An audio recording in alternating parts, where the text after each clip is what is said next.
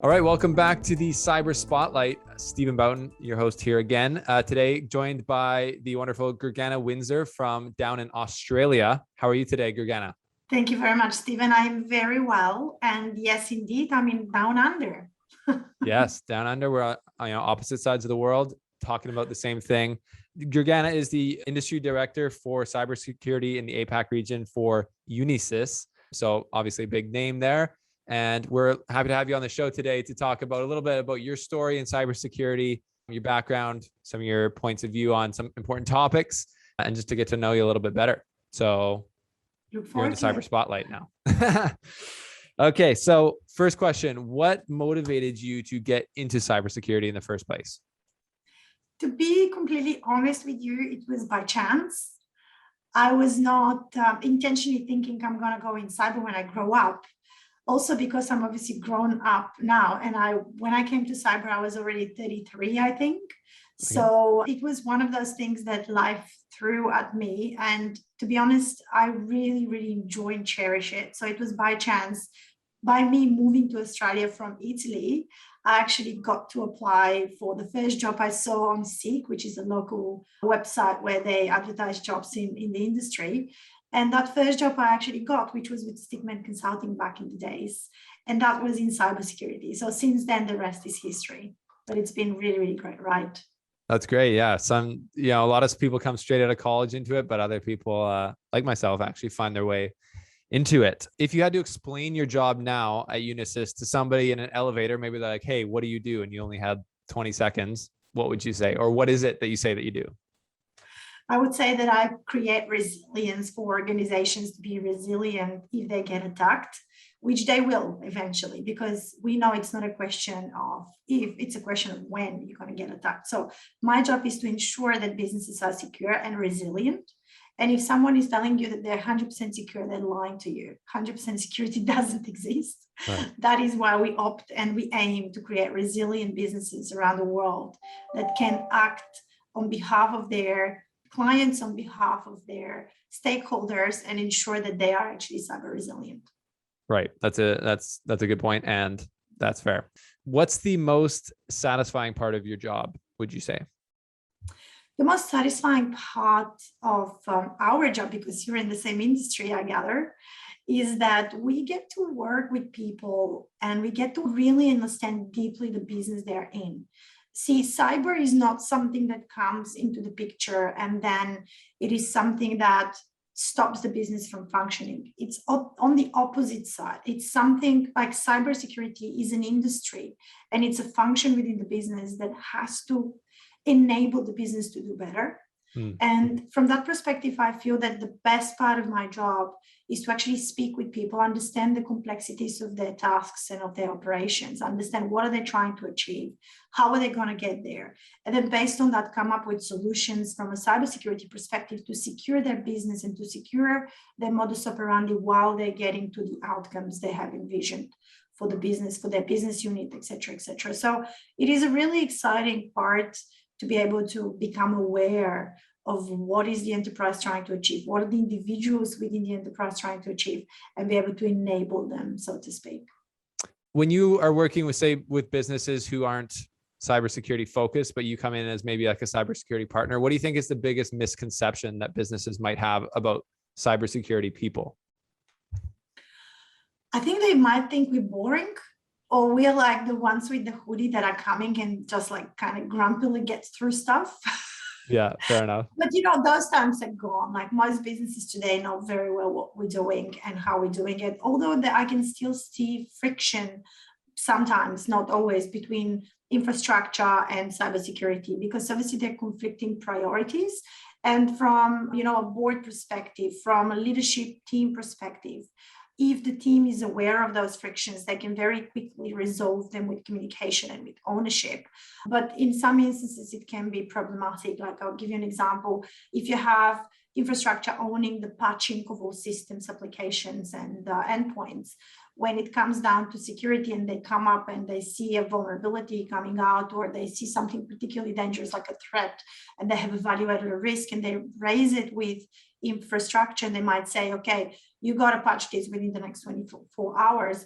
And in some instances, I've seen infrastructure actually pushing back and saying, no, we can't do that. We have another priority that we're trying to achieve right now, which is enabling the business from other perspectives. Then this is where you have conflict, right? Right. I can see a lot more maturity from that perspective, but that happens also as we and mature as an industry as well. And we learn also soft skills and communication and executive engagement and stakeholder management. So these are the aspects, I guess, that we still need to master as an industry, because, you know, some of the, I would say, bad reputation examples I have are when security goes and says, no, you've got to do it my way. This is how it's done. And otherwise it's all wrong.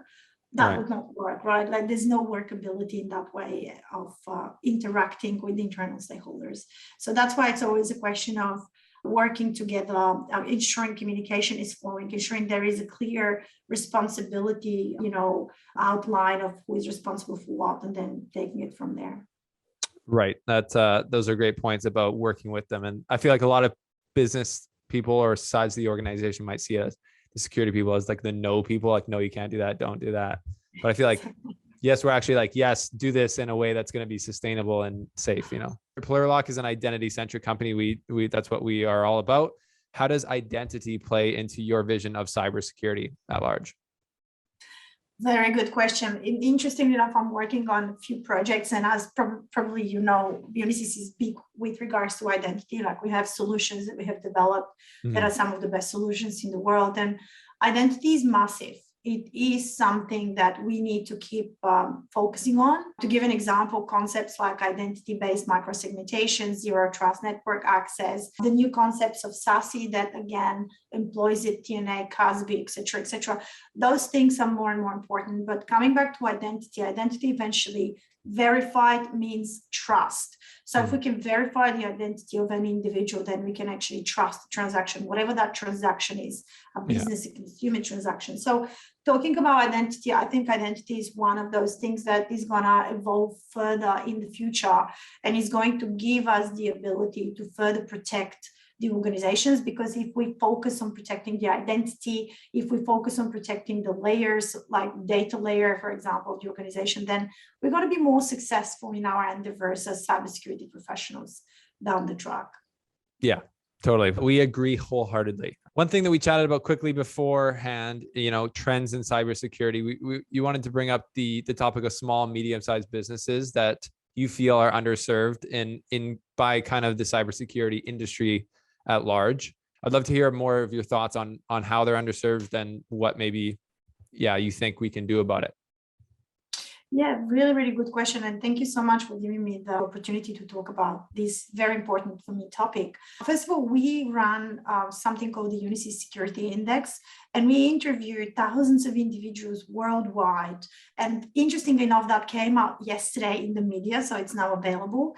And what we look into are things like, you know, the overall cybersecurity awareness of individuals, like what is it they're concerned about. And to your point before, one of the biggest things comes out to be theft, identity theft. Other types of concerns individuals have are around their personal identifiable information, around their bank and you know, money and things like that. So what comes out is that why I'm sharing this with you is because the small medium enterprises, they obviously are the weakest link. In a way, they do service the large end of town, and in a way, we have seen more and more of them being attacked and targeted successfully. And for a small medium organization to bounce back and to be actually cyber resilient after an attack has occurred is much more difficult than for an enterprise. An enterprise has the budgets and we can quickly recover, we can put a plan together, and recovery is available, disaster recovery, high availability, you have all of those things. When it comes down to small, medium organizations, and we have seen that time and time again, and by the way, it's not just me saying it, there are some studies out there. I think McKinsey did a study recently on the topic, and it shows us that they are underserviced. Small, medium organizations are underserviced. The people who work for them have less education available to them. There's more concerns around how quickly can they catch up with the ever increasing demands in, being able to be cyber resilient, being able to put the right controls in place. And most importantly, they don't have the budgets.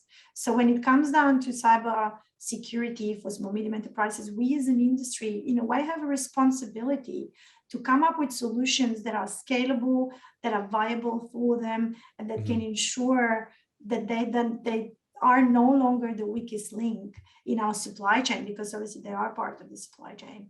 Yeah. So from that perspective, I see that there will be a number of collaborations coming out in the industry in order for them to bring solutions and to service that underserviced market and address those complexities that brings. Yeah. And there's obviously an opportunity, like a business opportunity there as well, because, they're customers, they're potential customers, it's, I think you said it earlier, because cybersecurity at, the enterprise level is kind of like a newer industry. I feel like you kind of go for the biggest fish to fry first type thing. But I think as it matures, like, would you agree that it's not just a philanthropy thing? It's like there's a opportunity there, and there's people that want the services that we all provide, Absolutely. 100% spot on. There's money to be made. Let's put it that way. Yeah, fair enough. But it's also like, they need to be on the same level as cybersecurity to keep the world running in the right way. Well, that brings us to the end, basically, of the meat of the conversation here. Just a couple quick questions more about your personality before we leave. If you're not doing your job, cybersecurity, what can we find you out doing? What's your favorite kind of outdoor activity or thing to do outside of work? Oh, that's wonderful. As a child, I wanted to be a doctor. So I spend a lot of time researching on health and how to improve and optimize one's health, as well as human health and performance are also two of the topics I really love exploring. Right on. And are you a dog person or cat person or other? I know you guys got a lot of animals down in Australia. I'm a kangaroo person. No, I'm joking. I actually love cats and I love dogs as well, but I somehow find myself being more close to cats. Right on. And do you use a Mac or a PC or Linux? I use both. Both. Perfect. Cool. Well, Gergana, thank you for supplying us with that wisdom and perspective on small and medium businesses and on your career in general. If people want to get in contact with you for any of Unisys services, what's the best way to do that?